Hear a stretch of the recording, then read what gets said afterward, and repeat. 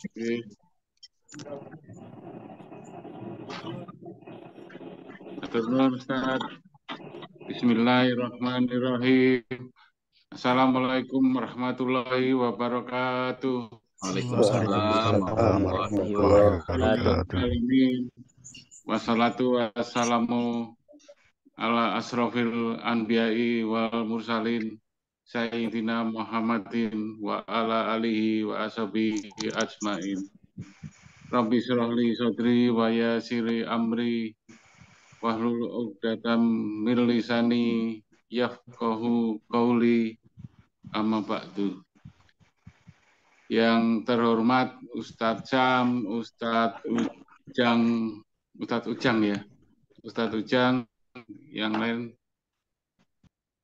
Ustadznya nggak ada lagi. Bapak Ibu pengajian tematik Ahad malam berkah mulia yang dirahmati oleh Allah Subhanahu wa taala. Marilah kita senantiasa memanjatkan puja dan puji syukur kehadirat Allah Subhanahu wa taala atas limpahan rahmat, taufik, hidayah dan inayahnya pada kita semua. Di mana hingga malam hari ini kita masih diberi iman, Islam dan kesehatan. Pada malam hari ini tak lupa kita sampaikan sholawat dan salam. Semoga Allah senantiasa mencurahkan rahmat pada junjungan kita Nabi Muhammad Sallallahu Alaihi Wasallam beserta keluarga dan para sahabatnya, yang mana beliau adalah Nabi yang membawa syafaat Allah, yang mudah-mudahan kita selaku umatnya mendapatkan syafaatnya pula pada yaumil akhir. Amin. Amin. Perkenankan kami selaku pembawa acara untuk menyampaikan susunan acara pada malam hari ini dengan urutan sebagai berikut. Yang pertama, pembukaan yang saat ini sedang berlangsung. Kemudian pembacaan ayat suci Al-Quran, surat An-Nisa ayat 9 sampai ayat 11 oleh Bapak Setio Budi, dan terjemahan oleh Bapak Agus Sidik. Kemudian dilanjutkan sambutan dari Ketua Pengurus Berkah Mulia, yaitu Bapak Iwan Hambali. Setelah sambutan ini, kemudian kita masuk ke materi kajian yang akan disampaikan oleh Ustadz Ujang Supriyadi dengan tema harta warisan dan hukum-hukumnya. Kemudian dilanjutkan tanya jawab kurang lebih 20-30 menit. Karena kalau tidak dibatasi, materi ini sangat menarik sekali. Mungkin bisa selesai sampai subuh nanti kalau tidak dibatasi. Dan yang terakhir adalah penutup. Untuk mempersingkat waktu, marilah kita buka acara malam hari ini dengan bersama-sama membacakan basmalah. Bismillahirrahmanirrahim. Baik, untuk pembacaan doa, pembacaan ayat suci Al-Quran, surat An-Nisa ayat 9 sampai 11 oleh Bapak Setio Budi, dan dilanjutkan dengan terjemahan oleh Bapak Agus Sidik. Waktu dan tempat kami sampaikan. Terima kasih Pak Bambang. A'udzu billahi minasyaitonir rajim. Wal yakhshalladzina law taraku min qalfihim dzurriyyatan di'afan qafu alaihim wal yattaqullaha wal yaqulu qawlan sadida. Innalladzina ya'kuluna amwalal wal yatama dulman innama yakuluna fi butunihim naro wasayaslauna sa'iro yusikumullahu fi auladikum litakari mislu hatil unsayain fa in kunna nisa'an fauqasnataini falahunna sulusama tarak wa in kanat wahidatan falahan nis wali abawaihi likuli wahidin minhuma sudusum mimma taraka in kana lahu walad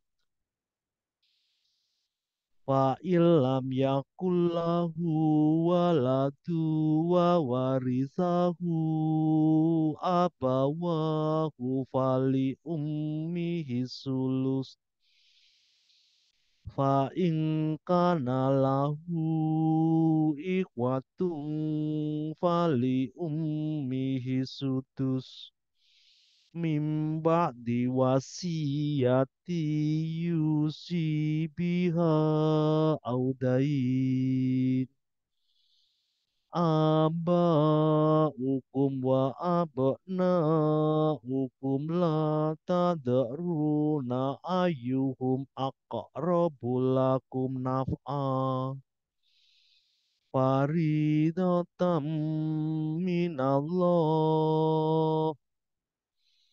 innallaha kana aliman hakima.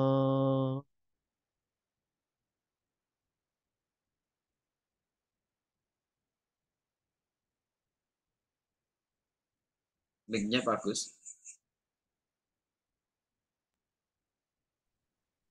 Aku berlindung kepada Allah dari godaan setan yang terkutuk. Dan hendaklah takut kepada Allah orang-orang yang sekiranya mereka meninggalkan keturunan yang lemah di belakang mereka yang mereka khawatir terhadap kesejahteraannya. Oleh sebab itu, hendaklah mereka bertakwa kepada Allah dan hendaklah mereka berbicara dengan tutur kata yang benar. Sesungguhnya orang-orang yang memakan harta anak yatim secara zalim, sebenarnya mereka itu menelan api dalam perutnya dan mereka akan masuk ke dalam api yang menyala-nyala, neraka. Allah mensyariatkan, mewajibkan kepadamu tentang pembagian warisan untuk anak-anakmu, yaitu bagian seorang anak laki-laki sama dengan bagian 2 orang anak perempuan. Dan jika anak itu semuanya perempuan yang jumlahnya lebih dari 2, maka bagian mereka 2/3 dari harta yang ditinggalkan. Jika dia anak perempuan itu seorang saja, maka dia memperoleh setengah harta yang ditinggalkan. Dan untuk kedua ibu bapak, bagian masing-masing 1/6 dari harta yang ditinggalkan. Jika dia yang meninggal tidak mempunyai anak dan dia diwarisi oleh kedua ibu bapaknya saja, maka ibunya mendapat 1/3. Jika dia yang meninggal mempunyai beberapa saudara, maka ibunya mendapat 1/6. Pembagian-pembagian tersebut di atas setelah dipenuhi wasiat yang dibuatnya atau dan setelah dibayar utangnya.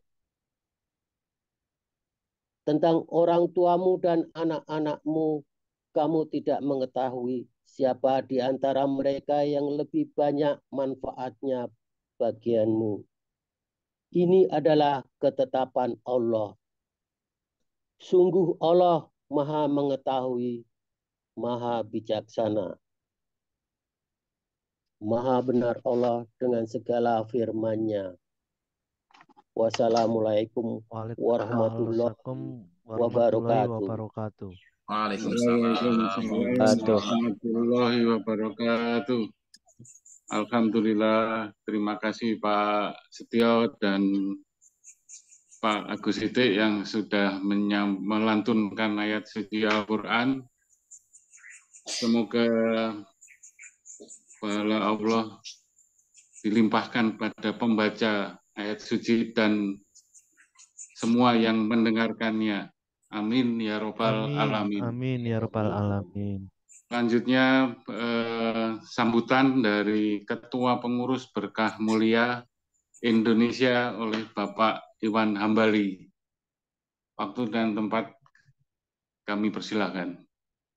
Terima kasih Bapak Bambang Istiarso selaku pembawa acara. Assalamualaikum warahmatullahi wabarakatuh. Waalaikumsalam warahmatullahi wabarakatuh. A'udzu billahi minasyaitonir rajim. Bismillahirrahmanirrahim. Alhamdulillahi rabbil alamin. Wassalatu wassalamu ala asrofil anbiya'i wal mursalin. Sayyidina Muhammadin wa ala alihi wa sahbihi ajma'in. Amma ba'd.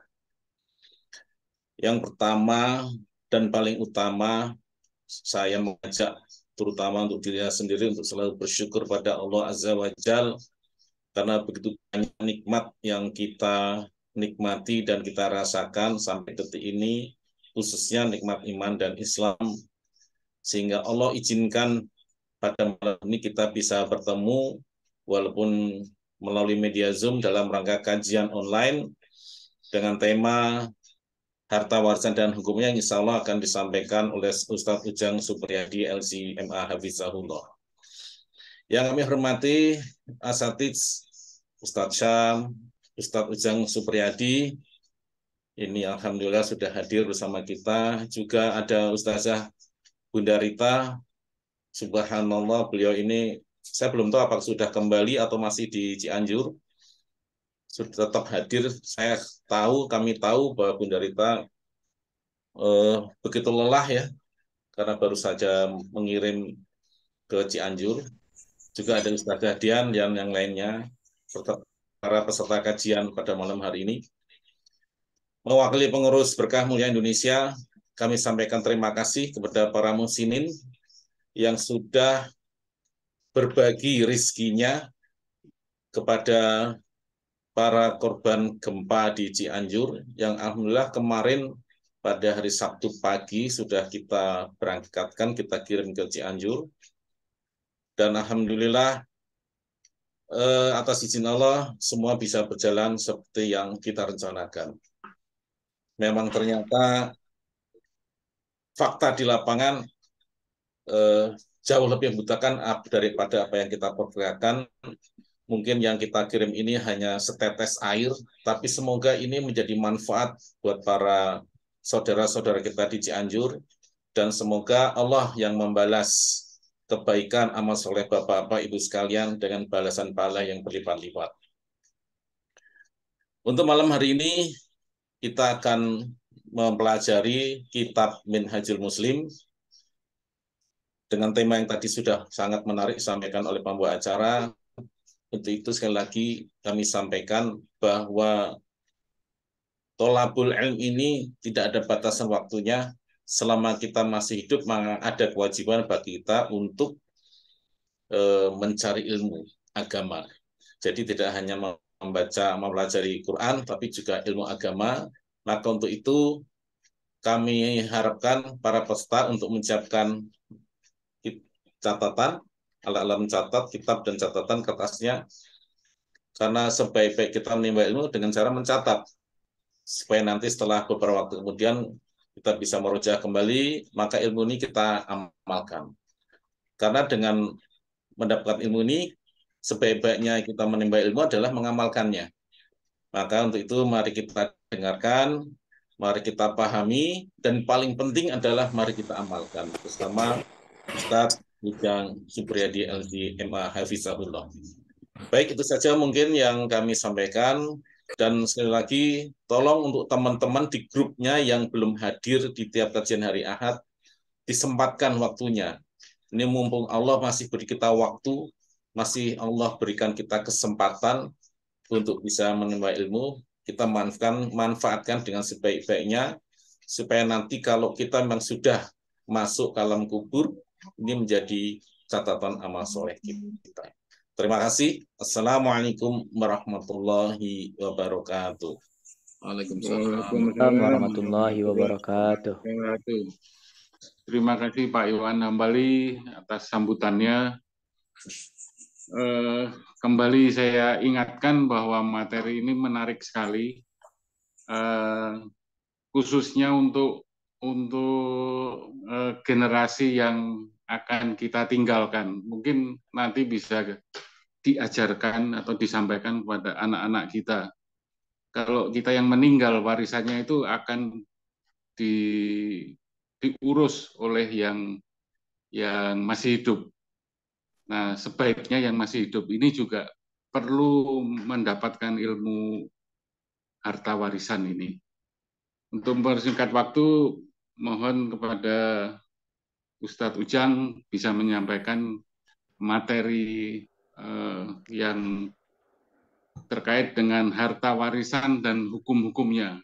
Mungkin waktu yang tersedia sampai jam 21:10.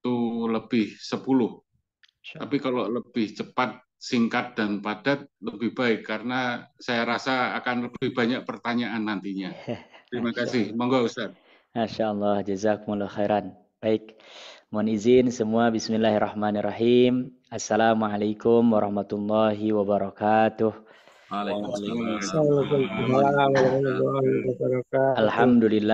Alhamdulillahilladzi hadana lihada wa ma kunna linahtadiya laula an hadanallah. Subhanaka la ilma lana illa ma 'allamtana innaka antal alimul hakim. Allahumma inna na'udzubika min ilmin la yanfa' wa min qalbin la yakhsha' wa min nafsin la tashba' wa min da'watin la yustajabu laha summa amma ba'du. Alhamdulillah, kita bersyukur kepada Allah Subhanahu wa taala, dan ketika kita mengucapkan alhamdulillah, kita betul-betul bersyukur memuji Allah atas banyak sekali kenikmatan, baik yang lahir ataupun yang batin. Karena kalau diperhatikan mungkin muncul pertanyaan, mengapa dalam Al-Quran khususnya surah Al-Fatihah yang kita baca adalah Alhamdulillahi Rabbil Alamin, tidak asyukru lillahi Rabbil Alamin. Karena kalau asyukru adalah kenikmatan yang nampak kelihatan. Nah, kalau alhamdulillah semua kenikmatan baik itu yang nampak ataupun yang tidak nampak. Dan kalau kita renungkan, ternyata banyak kenikmatan ini yang tidak nampak jauh lebih banyak ketimbang yang nampak. Makanya ketika kita mengucapkan Alhamdulillahirabbil alamin, ini sudah pujian, ucapan terima kasih yang langsung diajarkan oleh Allah Subhanahu wa taala kepada Rasulnya dan kepada kita. Dan Bapak Ibu sekalian, coba perhatikan depan rumah kita ada pohon mangga. Ya, ini lagi musim. Pernahkah kita menyiram pohon mangga itu dengan air gula? Saya kurang begitu yakin kalau ada yang menyiramnya dengan air gula. Ya, tapi subhanallah, bagaimana rasanya buah mangga itu? Manis, ya kan?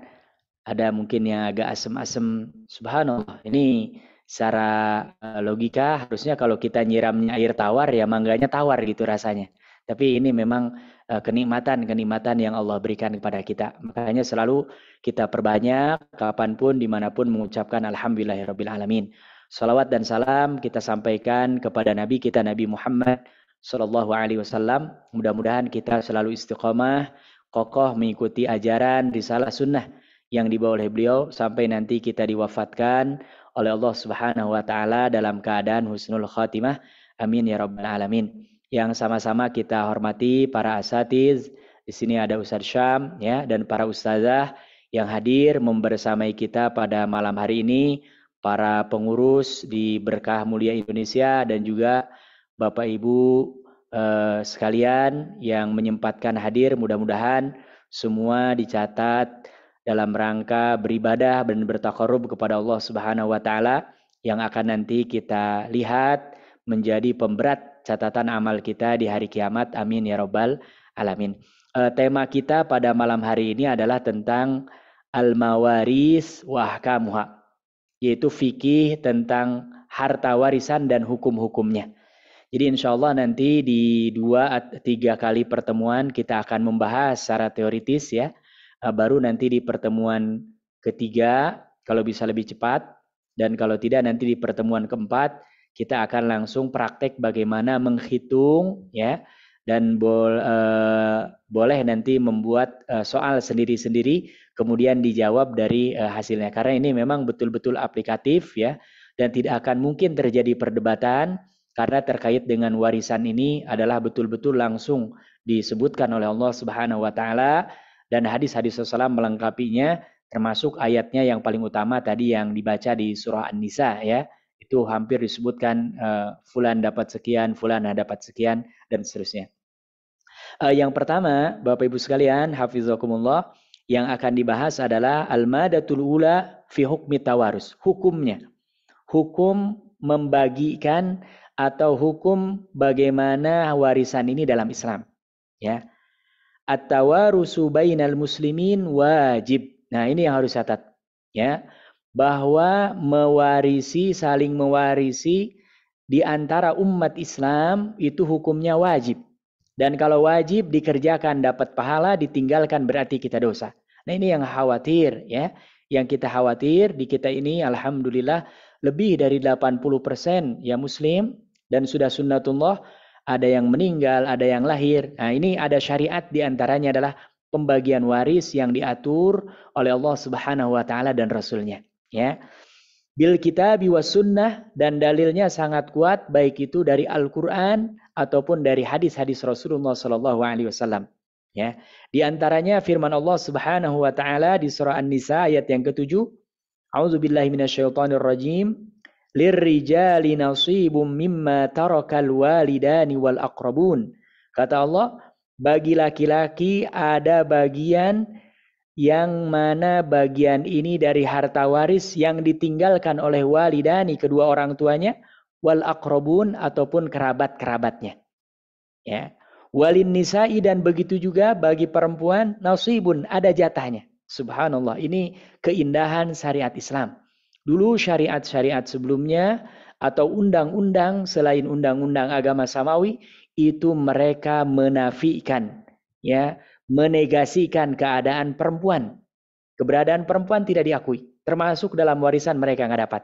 Tapi dalam Islam Allah menyebutkan di sini ada nasib, ada jatah, ada bagian ya.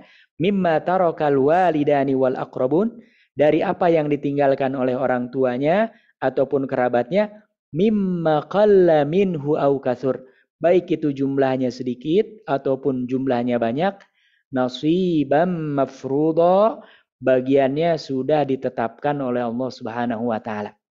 Jadi ini hati-hati betul. Kalau ada di antara kita diamanahi membagi harta warisan, harus sesuai dengan yang sudah digariskan oleh Allah. Jangan coba-coba berani mengambil sedikit pun atau mengutak-ngatik, karena ini Allah menyebutkan nasibam mafruḍa. Makanya nama lain daripada ilmu waris ini adalah ilmul faraid. Ya, seperti kefarduannya salat sudah ditetapkan oleh Allah Subhanahu wa taala dan Rasulnya. Jadi kita kalau ada yang ditugaskan membagi warisan, dan umumnya tradisi di Indonesia biasanya khususnya kita yang umpamanya di keluarga paling sepuh laki-laki biasanya itu yang ditunjuk, ini harus bertakwa kepada Allah, harus dibagi sesuai dengan syariat Allah Subhanahu wa taala dan Rasulnya. Juga di ayat lain tadi yang dibaca di surah An-Nisa, yusikumullahu fi auladikum lidzakari mithlu hazzil unsayain. Allah mewasiatkan, dan kalau kita buka kitab tafsir, yusi di sini adalah aujaba, mewajibkan. Ya, jadi pembagian waris sesuai dengan yang ditetapkan Allah tadi hukumnya adalah wajib. Ya, fi auladikum, terhadap anak-anak kalian tentang bagian warisan ini, lidzakari mislu hazzil unsayain, bahwa anak laki-laki dapat jatah 2 kali lipat daripada anak perempuan. Nah, ini juga nanti yang akan banyak sekali dinisbatkan kepada Islam, bahwa Islam tidak menghormati perempuan, bahwa perempuan dalam Islam itu adalah orang dianggapnya levelnya lebih rendah daripada laki-laki. Ini nanti akan dibahas ya secara detail kenapa perempuan umpamanya jatahnya lebih sedikit, dan ini orang yang memahami syariah secara utuh insya Allah akan terjawab syubhat-syubhat yang seperti ini. Biasanya ini yang memang sering digembor-gemborkan oleh orang-orang yang tidak menyukai Islam ya. Ini 2 ayat Al-Qur'an yang mewakili. Kemudian hadis Rasulullah SAW ini ada dalam kitab Bukhari dan Muslim, ini muttafaqun alaih ya, di mana Rasulullah SAW bersabda, alhiqu al-fara'idha bi ahliha. Kata Rasulullah, berikan harta warisan itu kepada pemilik-pemiliknya, orang yang berhak. Ya, jadi ini ketika kita membagikan warisan harus betul-betul tahu siapa yang berhak menerimanya. Fama baqiya, dan boleh jadi nanti sudah dibagikan ada sisa. Nah, nanti makanya ini tidak bisa 2-3 kali pertemuan, mungkin kalau nanti materinya panjang, karena nanti ada disebut dengan asobah. Sudah dapat ahli waris semua dibagikan, tapi ada sisa. Nah, itu mungkin ada. Nah, bagaimana cara membaginya? Nah, ini nanti ada pembahasannya khusus ya. Fali ula rojulin zakar, maka dibagikan kepada laki-laki. Ya, jadi memang nanti karena ini warisan banyak jalurnya jalur laki-laki ya, dari pihak ayah. Beda dengan nanti dari pihak ibu, karena nanti ini kaitannya memang juga dengan kewajiban memberikan nafkah ya. Nah, ini juga yang kadang-kadang tidak dipahami, bahwa kalau umpamanya ada seorang suami istri ya, kemudian qadarullah umpamanya suaminya meninggal, maka kewajiban nafkah itu diantara kewajibannya adalah pamannya dari suaminya ya, dari jalur suaminya, bukan dari keluarga ibu atau istrinya gitu ya. Kemudian di hadis lain Rasulullah SAW bersabda, innallaha, sesungguhnya Allah, qad a'ta, telah memberikan kulladzi haqqin haqqahu, setiap orang yang berhak menerima harta warisan itu haknya, sesuai dengan haknya. Nah, maka di antara ketentuannya adalah fala wasiyata liwarisin, ahli waris tidak boleh mendapatkan wasiat. Ya, jadi nanti kalau ada orang meninggal jangan wasiat ke ahli waris, ini nggak boleh. Dan kalau ada orang yang hidup, ya dia mendapatkan wasiat, jangan diterima. Karena apa? Dia tidak perlu menerima wasiat, nanti dia berhak mendapatkan jatah dari warisan yang ditinggalkan oleh orang yang meninggal. Ya. Jadi ini hukumnya adalah wajib. Ya, dikerjakan mendapatkan pahala, ditinggalkan berarti akan mendapatkan dosa. Dan na'udzubillah, kalau ada yang mengaja boleh jadi ini mengundang kemurkaan Allah, mengundang azab Allah Subhanahu wa taala, minimal hidupnya tidak akan berkah, termasuk waliyazubillah hartanya kalau bukan haknya berarti itu ada hak orang lain yang digunakan, tentu ini akan jauh dari keberkahan yang diridhoi oleh Allah Subhanahu wa taala. Ini yang pertama. Kemudian yang kedua, asbabul irsi, ini penting ya. Sebab-sebab seseorang itu mendapatkan warisan. Ya, siapa saja yang berhak menerima warisan, sebabnya apa? Ada 3. Yang pertama yang sudah pasti adalah an-nasab. Ini yang tidak bisa memilih. Ya, seseorang mendapatkan waris karena ada jalur nasabnya. Ya. Ay al-qarabah, atau memiliki hubungan kekerabatan. Bi an yakunal warisu min abail maurus. Ya, seperti halnya orang yang mendapatkan waris ini karena dia sebagai bapak, gitu. Anak boleh mewarisi dari bapaknya, atau bapak mewarisi dari anaknya. Ya, au abnaihi, atau anak-anaknya, au hawashihi, atau saudara ke samping. Ya, jadi nanti dalam ilmu waris itu ada yang disebut dengan usul. Usul itu bapak, kakek, kakeknya kakek, terus tuh. Ya, kemudian ada furu ke bawah, anak, anaknya anak, anaknya anak lagi. Nah, kemudian ke samping disebutnya hawashi, paman, bibi. Nah, itu disebutnya hawashi. Ya, kemudian adik kakak, nah ini disebutnya hawashi. Ya, tapi yang paling berhak memang tadi ini usul dengan furu, ya, ke atas dengan ke bawah. Nanti kalau ada ini baru ke samping. Nah, ini akan dibahas nanti lebih detail lagi di dalam ini ya. Kemudian ini berdasarkan firman Allah Subhanahu wa taala di surah An-Nisa ayat yang ke-33 ya. Allah berfirman, "Walikullin ja'alna mawaliya mimma tarakal walidani wal aqrabun." Masya Allah. Dan setiap untuk masing-masing laki-laki dan perempuan kami telah menetapkan bagian warisan dari apa yang ditinggalkan oleh kedua orang tuanya ataupun kerabatnya. Ya, jadi ini sekali lagi ini harta warisan adalah betul-betul sudah digariskan oleh Allah Subhanahu wa taala. Jadi kalau ada yang berani mengutak-atik ini subhanallah. Dan karena apa? Memang hikmahnya kata para ulama, ini soal harta sangat sensitif, ya. Kalau kita tidak mengikuti aturan Allah, yang akan terjadi yang sudah-sudah peperangan, bisa pembunuhan, ya. Bahkan ada yang namanya adik kakak, bahkan anak dengan orang tuanya jadi berjarak gara-gara ini menggeser-geser hal-hal warisan, ya. Tapi kalau kita membagikan sesuai dengan hukum Allah, itu insya Allah kita tidak melakukan apa-apa kecuali hanya membagi sesuai yang diperintahkan oleh Allah Subhanahu wa taala dan Rasul-Nya, dan semua bisa tahu, semua bisa mengecek, semua bisa menanyakan kepada ahlinya kalau umpamanya dia dianggap yang tidak sesuai, dan ini hukumnya sangat-sangat jelas, ya, sangat-sangat jelas. Jadi ini yang pertama karena hubungan nasab. Kemudian yang kedua an-nikah. Nah, kalau an-nikah ini berarti karena terjadinya pernikahan. Ya. Dan nikah dalam Islam al-aqdus sahih, akad yang sahih yang benar.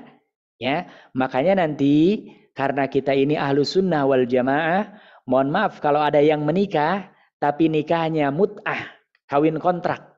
Ya, nikah yang diberi tenggang waktu. Ya, ada maharnya, ada saksinya tapi dibatasi. Saya nikahkan, nauzubillah ini ya, putri saya Fulanah bin, kemudian dengan waktu 1 tahun. Ini dalam pandangan ahlu sunnah wal jamaah dari awal nikahnya sudah otomatis batal.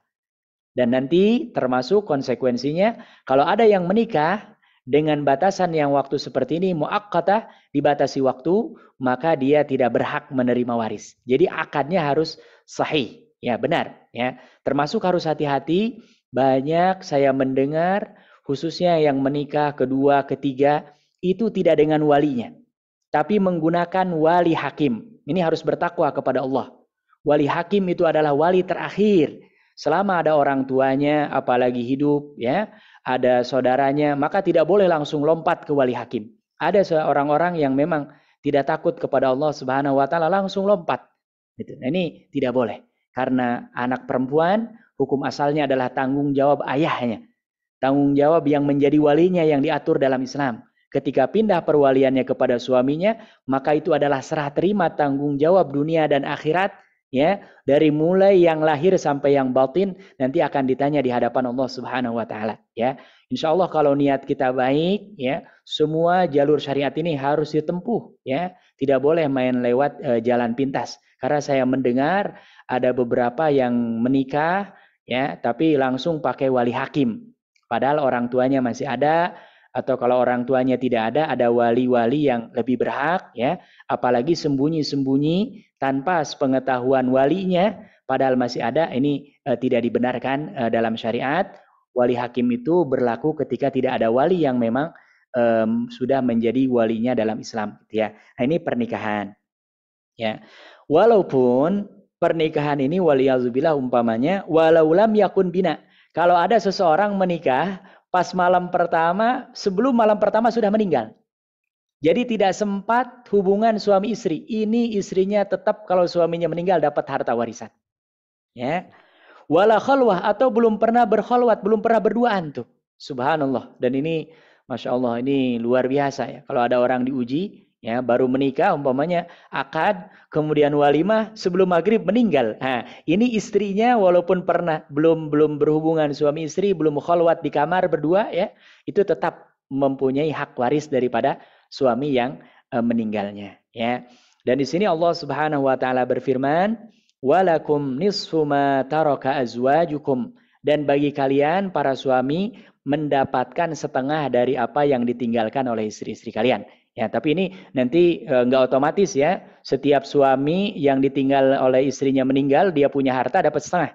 Ini nanti harus lihat apakah dari istri ini punya anak atau tidak. Karena nanti bisa berpindah jadi 1/4 gitu ya. Kalau punya anak. Makanya tadi ayatnya yang dibaca. Tapi ini diantara dalilnya ya. Kemudian ini yang banyak sekali disepelekan. Wa yatawarasu zaujani fit talaqir raj'i. Kalau ada suami istri waliyazubillah terjadi tolak raj'i, tolak yang masih boleh kembali, rujuk. Artinya talak 1 dan talak 2. Selama masa iddah, ya, selama masa iddah menunggu dan ternyata umpamanya suaminya meninggal atau istrinya meninggal, itu tetap dapat warisan. Ya, termasuk wal bain, tolak bain ini tolak ketiga, sudah tidak ada lagi jalan untuk kembali. Ya, nauzubillah. Ya, ini harus betul-betul paham ini hukumnya ya.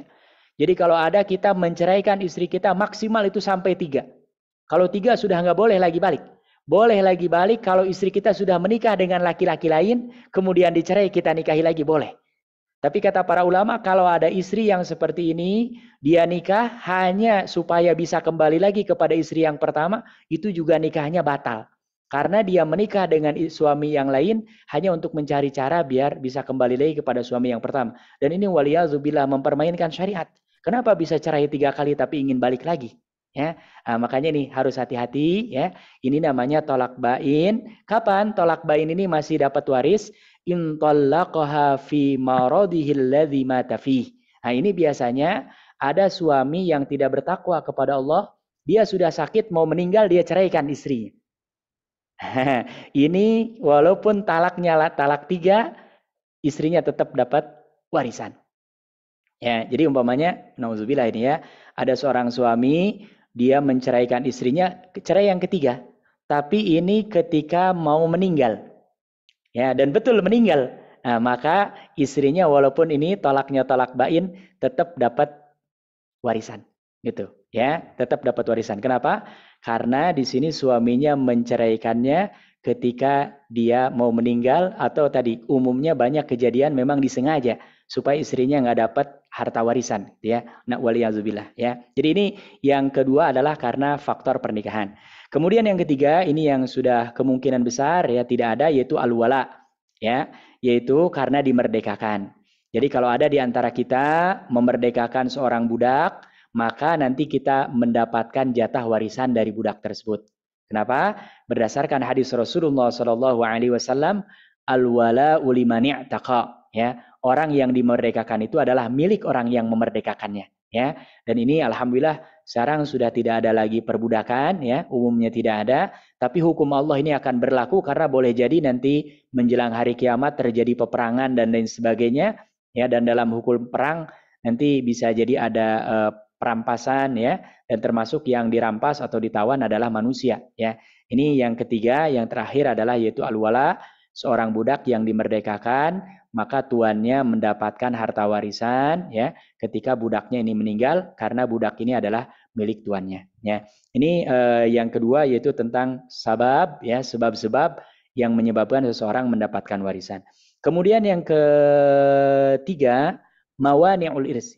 Ya, penghalang-penghalang seseorang mendapatkan waris. Kayak umpamanya tadi, nasabnya dapat, atau karena nikah, atau karena wala. Tapi ada penghalang ini, maka nggak jadi dia mendapatkan waris. Ya, apa yang pertama? Al-kufru. Ya, waliyazubillah, waliyazubillah. Kalau ada di antara kita satu keluarga, umpamanya murtad, otomatis dia nggak dapat waris. Ya. Ataupun justru malah waliyazubillah orang yang murtad ini dia yang meninggal duluan. Kita juga tidak mendapatkan waris dari orang yang murtad ini. Ya. Jadi kalau beda agama ya keluar dari Islam itu tidak saling mewarisi. Masya Allah. Ya, makanya kita berdoa kepada Allah Subhanahu Wa Taala mudah-mudahan Allah meneguhkan kita terus istiqamah. Ya, berpegang teguh kepada agama ini. Makanya selalu hari Jumat wala tamutunna illa wa antum muslimun. Karena kalau yang lain kita nggak betah silahkan pindah. Kita nggak suka mobil ini baru beli nggak suka boleh ganti lagi. Tapi kalau din Islam ini Tidak boleh kita geser, tidak boleh kita ganti dengan apapun sampai nanti kita menghembuskan nafas kita yang paling terakhir, ya. Dan termasuk konsekuensinya kalau ada yang murtad, keluar dari Islam, kufur, maka tidak mewarisi, ya, termasuk mani, penghalang, ya. Sekalipun anak, sekalipun istri, sekalipun waliyazubillah, ibu, bapak, ya, ini jadi penghalang. Jadi tidak saling mewarisi, ya. Berdasarkan hadis Rasulullah SAW, la yarisul kafirul muslim. Tidaklah orang kafir itu mewarisi daripada saudaranya yang muslim, suaminya, istrinya, bapaknya, ibunya yang muslim, tidak boleh. Walal muslimul kafir, dan juga orang muslim tidak mewarisi daripada orang yang meninggal dan dia dalam kondisi kafir. Ini dua-duanya tidak mendapatkan waris. Waliyazubillah. Kemudian yang kedua, penghalang irs itu adalah al-qatlu, pembunuhan. Ya, waliyazubillah. Ini umpamanya ada ahlu waris yang kebelet, ingin cepat-cepat dapat warisan, dibunuh orang tuanya, waliyazubillah. Dibunuh orang yang punya hartanya supaya dia mendapatkan warisan. Nah, kalau terjadi seperti ini, maka orang yang membunuh ini tidak mendapatkan warisan. Ya, waliyazubillah. Dan ini mudah-mudahan tidak terjadi, ya. Kalau terjadi, subhanallah, subhanallah, harusnya, apalagi kalau umpamanya orang tua kita berbakti, ya. Nauzubillah, ada sebagian malah mendoakan orang tuanya supaya cepat meninggal, supaya dapat warisan, waliyazubillah, ya. Itu kalau ada yang sampai membunuh, maka dia tidak berhak mendapatkan warisan, ya. Fala yarisul qatilu man qatalahu, maka orang yang membunuh tidak berhak mendapatkan harta warisan daripada orang yang dibunuhnya, ya. Berdasarkan hadis Rasulullah SAW, laisa lil qatili min tarikatil maqtuli syai'. Kata Rasulullah, tidaklah orang yang membunuh mendapatkan tarikah harta warisan dari orang yang dibunuhnya walaupun hanya sedikit. Mutlak sama sekali nggak dapat. Ya, dan ini sebetulnya kaidah semua dalam syariat Islam, ya.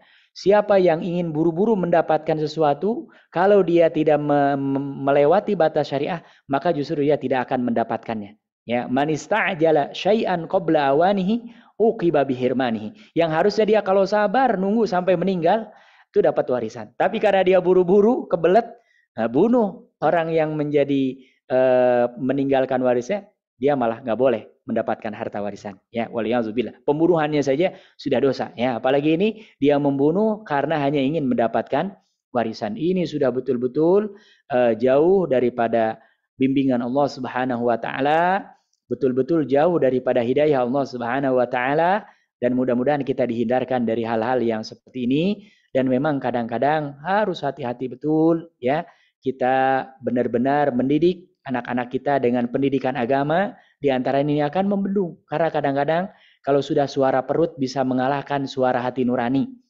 Kadang-kadang sudah urusan perut, kadang-kadang nggak kenal adik, kakak, orang tua, dan ini sudah banyak ceritanya. Tapi kalau agama yang membimbing, ini aturan Allah, kita senantiasa mendambakan petunjuk dan hidayah Allah. Ketika kita ada kesulitan, kita datang kepada Allah, ini akan menjadi sumber kekuatan yang tidak ada batasnya.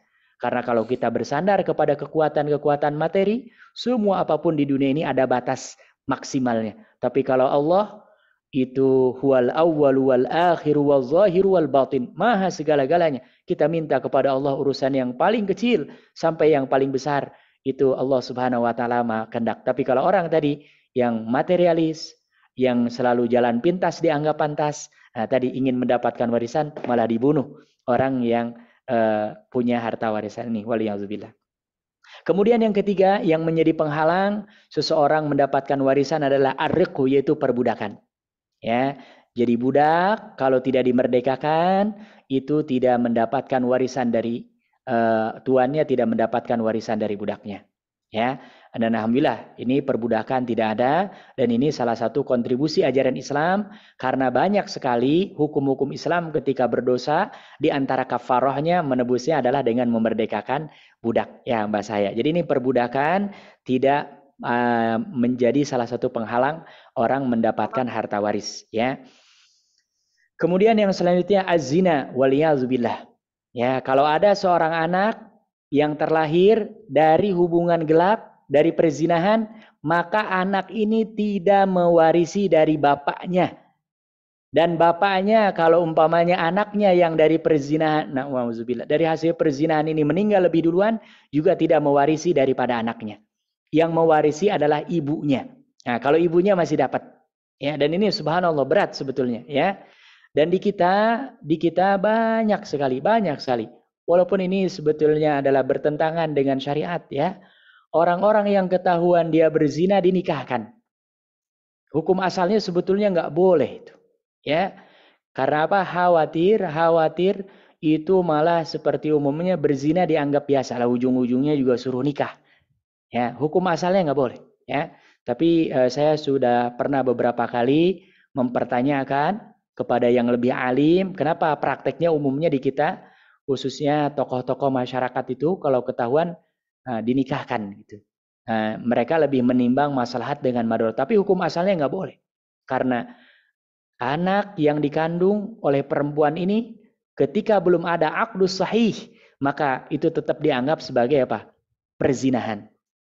Ya, dan tadi ini konsekuensi hukumnya anak dari hasil perzinahan dia tidak mewarisi bapaknya, dan kalau bapaknya meninggal juga tidak mendapatkan waris darinya.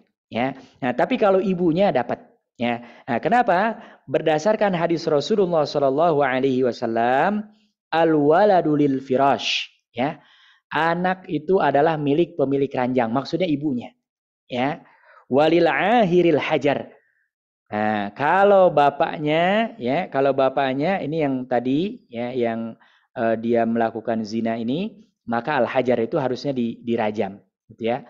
Nah, dirajam artinya di sini juga kata para ulama tidak berhak mendapatkan harta warisan. Ya, nauzubillah, ini banyak sekali biasanya pertanyaan-pertanyaan, khususnya beberapa orang yang kami kenal di KUA, ya, kemudian di beberapa lembaga itu kadang-kadang mereka dimintakan bantuan untuk menikahkan karena kecelakaan, gitu. Nah, ini betul-betul harus kita jaga karena memiliki konsekuensi, termasuk masalah nasab, ya, termasuk masalah warisan, ini berat, dan nanti secara sosial pun kasihan anak-anak yang terlahir dengan kondisi seperti ini, ya. Waliyahzubillah. Kemudian yang kelima, al-li'an, saling melaknat antara suami dan istri. Waliyahzubillah. Umpamanya istri atau suami menuduh pasangannya berzina, tapi dia nggak punya saksi 4. Ya. Kemudian suami istri ini saling melaknat sampai yang kelima ini dia mengatakan, kalau saya sumpahnya ini tidak benar, maka saya siap dilaknat oleh Allah. Suami istri mengucapkan ini. Kalau sudah terjadi seperti ini, suami istri tidak saling mewarisi. Allahu Akbar. Dan kalau sampai kejadian seperti ini, waliyahzubillah, ya, ini disebutnya dalam Islam al-li'an, saling melaknat. Jadi istrinya bersumpah 4 kali, suaminya bersumpah 4 kali, di sumpah yang kelima dia mengatakan, demi Allah saya umpamanya tidak berzina, kalau saya berzina maka saya siap mendapatkan laknat Allah. Istrinya pun sama. Nah, ini kalau sudah li'an, dua-duanya tidak boleh saling mewarisi. Waliyahzubillah. Dan bagaimana sampai berani mengatakan dilaknat oleh Allah, ya kan? Nah, dan tidak ada saksinya, berarti ini dua-duanya betul-betul seakan-akan hakul yakin, maka ada konsekuensinya menjadi penghalang daripada mendapatkan harta warisan, ya. Dalilnya adalah kiasan ala ibni zina, ya, adalah mengkiaskan dengan tadi anak yang terlahir daripada berbuat zina, ya. Jadi ini karena ada seperti ini, ya, maka tidak saling mewarisi satu sama lain, ya. Kemudian yang terakhir, yang keenam adalah adamul istihlal. Ya, ini khususnya kalau ada bayi masih dalam keadaan janin, ya, atau terlahir tapi begitu lahir tidak terdengar suara nah, ini namanya istihlal. Ya. Jadi setiap bayi kalau lahir hidup terdengar suaranya, tiba-tiba pas begitu lahir umpamanya, nasallallahu alaihi wasallam, bapaknya meninggal, dapat waris. Tapi kalau begitu lahir nggak terdengar suaranya, karena kemungkinan bisa jadi meninggal. Itu dia tidak mendapatkan warisan. Apalagi kalau umpamanya dari dalam janin dia sudah meninggal, itu otomatis tidak mendapatkan apa? Warisan, ya. Jadi istihlal ini suara, ya, bayi yang menunjukkan normalnya memang begitu lahir itu akan menangis. Ya, ada suara teriakan, sorikhan, ya, kencang biasanya tuh, ya. kencang. Nah, ini kalau tidak ada suaranya dan tadi hakikatnya sebetulnya tidak ada nyawanya atau meninggal ya, maka dia tidak mendapatkan warisan kalau umpamanya pada kondisi yang sama orang tuanya meninggal ya. Jadi ini ada 6 hal yang menjadi penghalang seseorang walaupun ada memiliki hubungan kekerabatan nasab atau terjadi pernikahan yang benar ataupun tadi karena dia dimerdekakan, ketika ada 6 ini maka dia tidak jadi mendapatkan harta warisan ya. Kemudian yang terakhir Bapak Ibu jamaah sekalian hafizakumullah yaitu syurutul irs, syarat-syaratnya ya. Syaratnya harus apa? Yang pertama yang tadi disebutkan ini ada wujudu mani'in minal mawani'is sabiqah. Yang 6 perkara tadi yang menjadi penghalang dipastikan tidak ada. Orangnya tidak kafir, orangnya tidak membunuh ya. Tidak juga karena perbudakan, berzina, ataupun saling melaknat, ataupun bayi yang memang meninggal gitu sebelum dilahirkan. Nah ini ketika tidak ada, maka syarat saya sudah terpenuhi, berarti dia berhak mendapatkan warisan, gitu ya. Tapi kalau ada salah satu di antara 6 ini, maka nggak jadi dapat warisan, terhalang. Ini yang pertama syaratnya. Kemudian yang kedua, ini banyak juga yang sering dipertanyakan, kalau harta orang tua dibagikan sebelum meninggal bukan warisan. Ya, umpamanya kita sebelum meninggal bahkan jauh-jauh hari sudah dibagi-bagi. Ini rumah ini buat anak ini, nah, itu bukan warisan. Ya, itu jatuhnya hibah, hadiah atau pemberian apalah namanya. Karena kalau warisan ya itu harus dibagikannya disebutkan warisan kalau orang yang mewarisi ini sudah meninggal gitu ya. Makanya yang kedua, mautul maurus ya syaratnya dipastikan bahwa orang yang meninggalkan harta ini meninggal. Ya, walau hukman, walaupun meninggalnya ini umpamanya berdasarkan hukum. Umpamanya ada seorang laki-laki ya, istilah orang kitanya suami Bang Toyib. Bertahun-tahun dia kasab tapi nggak pulang-pulang. Ya, sampai-sampai umpamanya istrinya ini karena kelamaan datang ke hakim, ke qadhi. Ini gimana suami saya ini? Saya nggak dapat kiriman nafkahnya juga, nggak tahu beritanya, gitu. Sedangkan umpamanya ada berita bahwa mau terjadi kecelakaan atau apa dan ada dugaan kuat suaminya itu termasuk yang umpamanya hilang di laut dan lain sebagainya. Nah, ketika hakim ini memutuskan bahwa suaminya ini secara hukum dianggap sudah meninggal, ini juga sudah termasuk. Ya, umpamanya nanti hakim memutuskan yahkumul qadhi bimauti mafqud, bahwa orang yang hilang ini secara hukum sudah dianggap meninggal. Gitu. Hanya memang nanti kalau repot tiba-tiba umumnya sudah dibagikan orangnya ternyata masih hidup. Nah, ini nanti persoalan lain nanti dibawa lagi ke hakim. Gitu ya. Tapi kalau secara hukum sudah diputuskan ya, dan ini biasanya ada ketentuannya jaraknya berapa lama ya. Kemudian ada qarinah, ada dalil-dalil penguat lain ya, sampai qadhi ini bisa memutuskan bahwa bapak yang hilang ini umpamanya meninggal atau seperti apa. Jadi termasuk mudah-mudahan kita doakan saudara-saudara kita di Cianjur ini ya, Allah uji dan semakin hari semakin bertambah saja jumlah meninggal karena ada yang baru ketahuan ternyata tertimbun.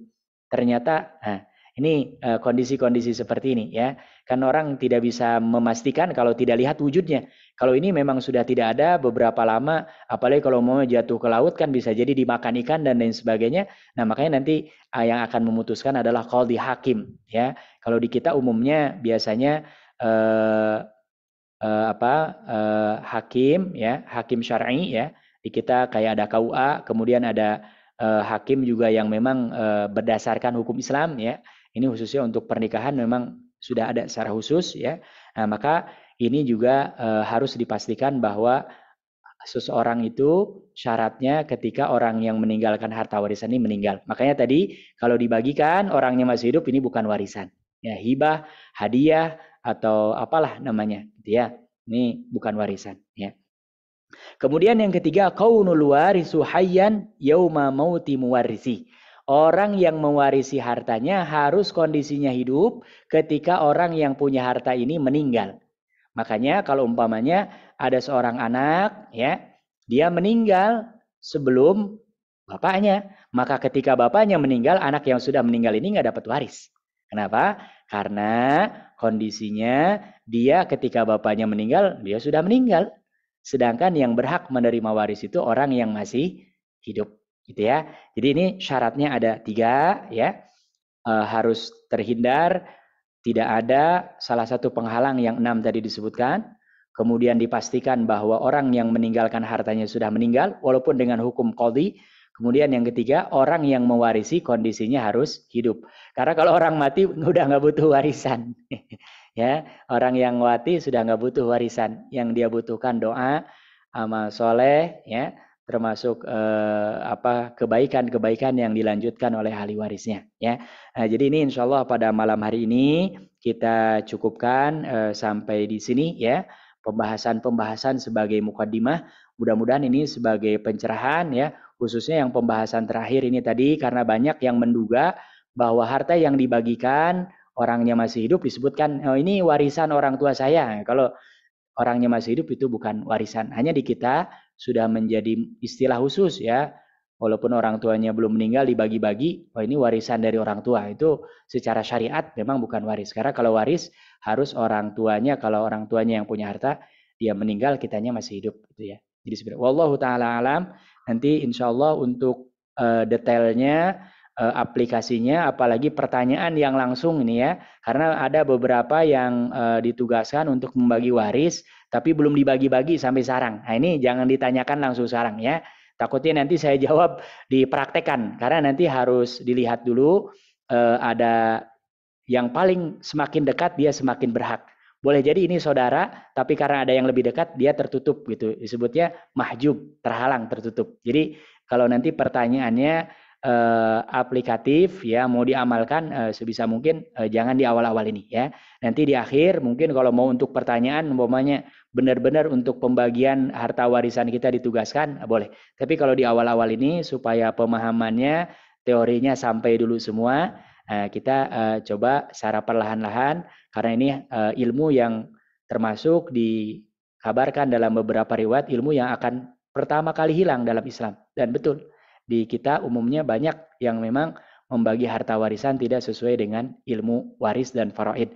Termasuk banyak bahkan ilmu faraid ini nggak dipakai gitu ya. Dan alhamdulillah saya menyampaikan kabar berita gembira kepada Bapak Ibu sekalian, kalaupun nanti umpamanya kesulitan ya, untuk gambaran kasarnya sekarang sudah ada aplikasi namanya iWaris. Ya, jadi kita sudah tinggal cukup masukkan siapa yang meninggal, siapa saja ahli warisnya, itu akan muncul. Tapi tetap saya menyarankan harus tetap kalau ada datang kepada orang-orang yang punya otoritas. Karena yang namanya alat sehebat apapun pasti punya kelemahan, gitu ya. Harus dikuatkan kepada orang-orang ustadz umpamanya, apalagi sekarang memang kantor urusan agama termasuk membidangi hal yang seperti ini. Bahkan ketika nanti ada pertentangan, kalau yang diselesaikan di kantor urusan agama itu biasanya sifatnya mengikat ya, dan biasanya semua ahli waris menandatangan, bahkan ada di atas materainya. Ini akan menghindari pertikaian, perkelahian, dan juga mudah-mudahan akan menguatkan ya persaudaraan sesama orang-orang yang mendapatkan waris. Wallahu ta'ala a'la wa alam. Sebagai mukadimah ini mudah-mudahan nanti kalau ada pertanyaan bisa langsung kita jawab, kami jawab. Kalaupun belum nanti mohon bersabar ya, karena ini tentang warisan. Saya termasuk apalagi kayak tadi aplikatif, menyampaikan dari awal tidak berani menjawab langsung ya. Dan kalaupun umpamanya nanti ada yang contohnya sama, mohon dipastikan ulang gitu ya, karena ini tadi faraid, hukum Allah yang memang sudah betul-betul kalau orang meninggal dapat sekian, sudah Allah Subhanahu wa taala dan Rasulnya yang menentukan berapa persen, berapa jatah yang diterimanya. Ini saja, barakallahu fikum wa jazakumullahu khairan. Mudah-mudahan ini bermanfaat dan tadi kita bisa mengamalkannya bersama-sama, amin ya rabbal alamin. Wa jazakumullahu khairan katsira. Nah, alhamdulillah. Terima kasih Ustadz Ujang yang sudah menyampaikan materi. Dari materi yang disampaikan ada beberapa kesimpulan yang saya catat. Yang pertama adalah hukum waris itu adalah hukum yang wajib, di mana apabila kita laksanakan kita akan mendapat pahala, tapi apabila kita tinggalkan atau tidak kita laksanakan maka kita akan mendapatkan dosa. Kemudian sebab-sebab mendapatkan waris itu adalah punya hubungan kekerabatan, baik itu ke atas, bapak, kakek, nenek, dan sebagainya, maupun ke bawah, anak, cucu, dan selanjutnya. Masya Allah. Disebut hubungan nasab ya Ustaz. Iya, nasab. Ya, betul, nasab. Kemudian yang kedua adalah adanya hubungan karena pernikahan. Masya Allah. Pernikahan itu menghasilkan, bukan menghasilkan, menjadikan keturunan gitu, yang itu akan menjadikan sebab mendapatkan hak waris. Yang ketiga tadi saya agak lupa sedikit Ustaz. Kalau nggak salah memerdekakan budak, al-wala. Memerdekakan budak. Ya. Ya. Kemudian penyebab batalnya hak waris ada 6. Yang pertama murtad, yang kedua membunuh orang yang akan memberikan warisan. Kemudian budak yang belum dimerdekakan. Kemudian anak hasil pernikahan perzinahan. Kemudian suami istri yang saling melaknat. Dan keenam, bayi lahir sudah meninggal atau meninggal sebelum lahir. Kemudian syarat-syaratnya. Syarat-syarat waris adalah yang punya harta sudah meninggal. Karena kalau belum meninggal itu disebut hibah. Kemudian penetapan meninggal dari wali hakim ya Ustaz. Ya, walaupun secara hukum meninggalnya umpamanya kita nggak kelihatan, tapi hakim memutuskan dianggap sudah meninggal karena tidak ada berita, tidak ada kabar. Ya. Betul. Kemudian yang mewarisi harus masih hidup. Kalau yang mewarisi sudah meninggal juga tidak memenuhi syarat sebagai ahli waris gitu ya. Masya Allah, Masya Allah. Baik, itu tadi yang bisa saya sarikan. Sebelum yang lain bertanya, mohon izin saya bertanya duluan Ustadz. Masya Allah, Masya Allah. Barakallahu fikum. Mendapatkan kesempatan.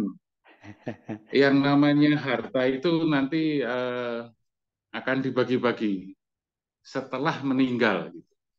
Itu kalau orang yang meninggal ini memiliki harta. Tapi apabila orang yang meninggal ini hutangnya lebih besar dari hartanya, setelah hartanya digunakan untuk melunasi hutang, hutangnya masih besar, apakah hutang ini juga jadi warisan? Diturunkan menjadi metodenya seperti hukum waris tadi, Ustaz. Ya, Masya Allah. Itu yang pertama. Kemudian kalau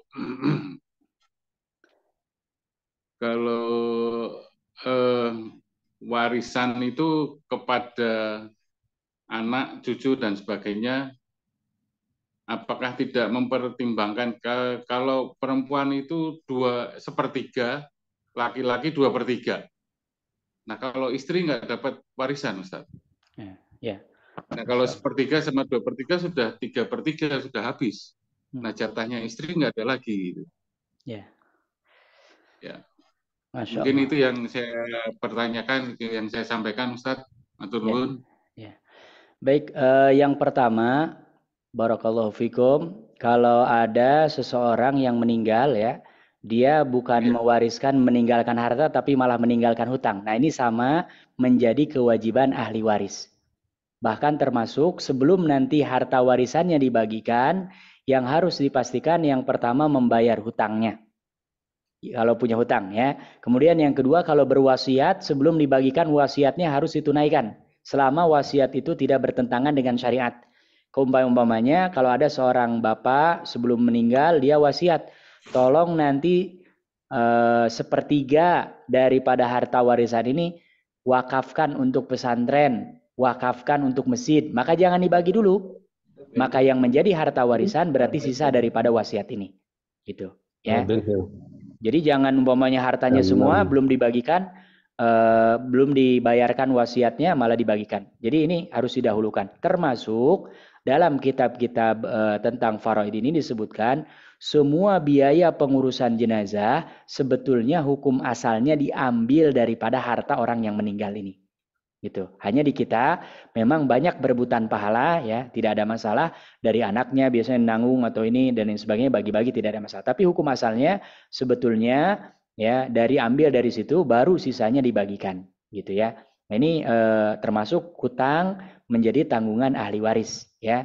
Jadi jangan berpikir bahwa kita dapat enaknya aja, termasuk gak enaknya. Kalau umpamanya dia punya hutang banyak kayak tadi, ini termasuk tanggungan ahli waris. Makanya biasanya tradisinya di kita, termasuk sebetulnya ini dilakukan Rasulullah, setiap kali ada orang yang meninggal mau disolatkan, Rasulullah tanya masih punya hutang apa enggak? Kalau masih punya hutang, biasanya Rasulullah enggak jadi menyolatkan. Sampai biasanya ada sahabat yang punya kelebihan harta, dia mengatakan saya yang menanggung hutang-hutangnya baru Rasulullah solatkan. Makanya di kita biasanya ada yang berdiri perwakilan dari keluarga, atau kalau nggak biasa bicara biasanya tokohnya siapa yang mewakili, tapi dari ahli warisnya ini nanti biasanya ada yang di-PJ-kan, hubungi bapak siapa atau datang ke rumah siapa, itu biasanya ahli warisnya gitu ya. Nah, kemudian yang kedua terkait dengan istri akan selalu dapat ya. Makanya nanti cara pembagiannya memang kita harus hafal ya, bahwa dalam pembagian waris ini ada yang selalu pasti akan dapat, termasuk istri, anak itu pasti dapat. Ya, beda umpamanya nanti dengan paman, cucu ya, ada kemungkinan nggak dapat kalau ada yang lebih dekat secara nasab kepada orang yang meninggal ini.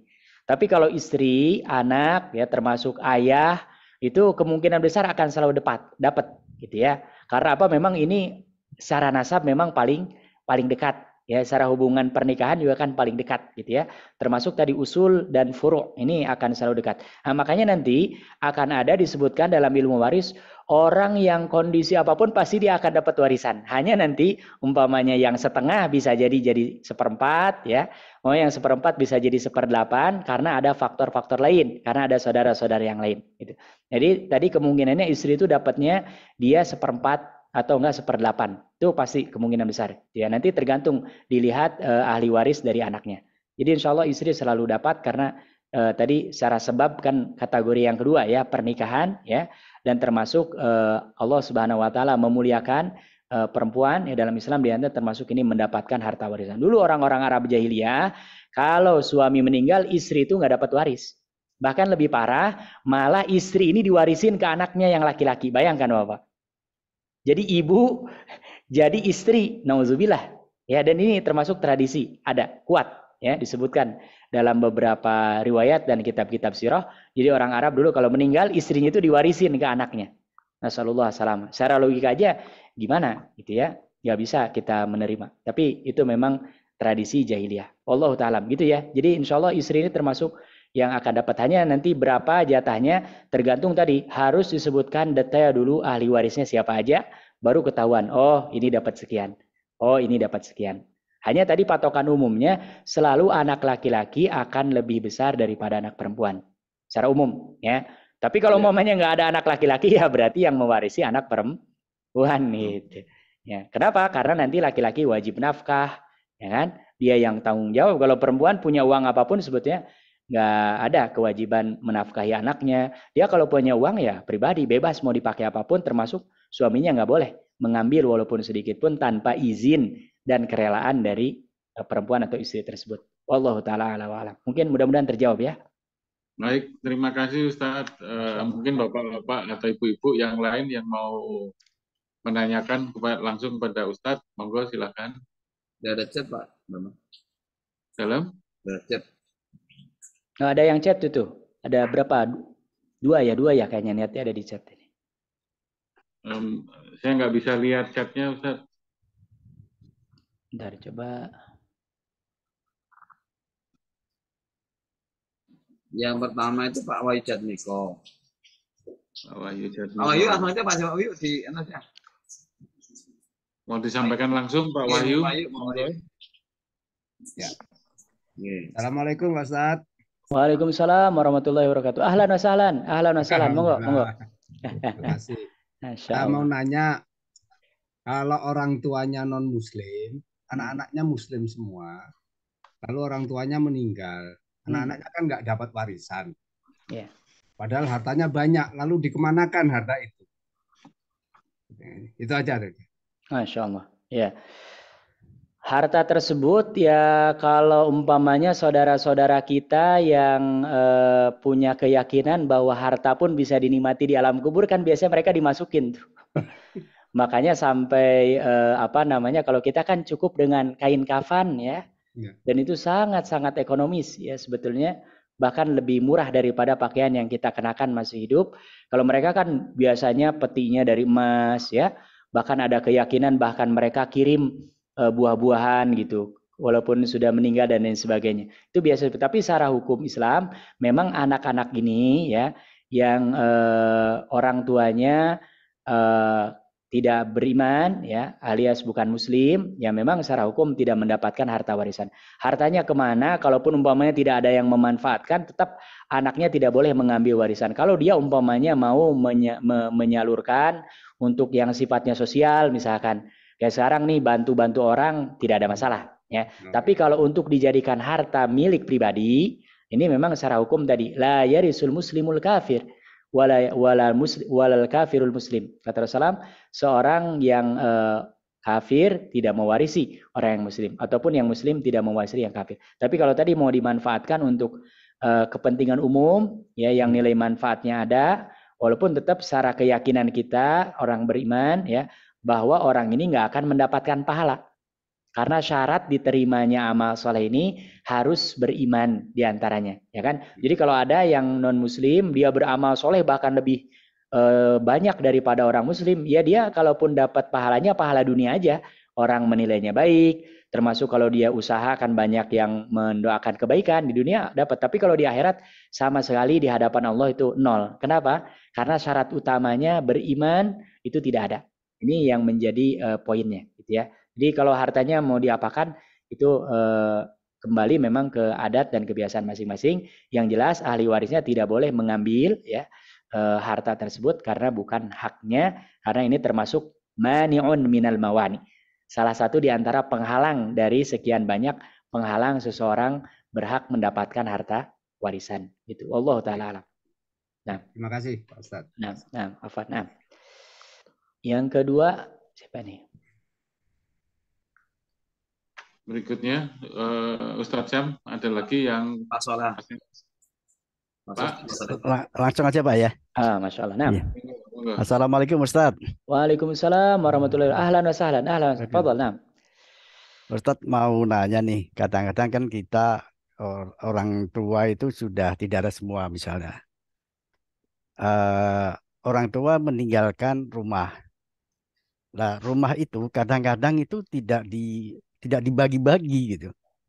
Jadi apakah ditempatin satu orang keluarga atau bahkan ada yang dikosongkan gitu.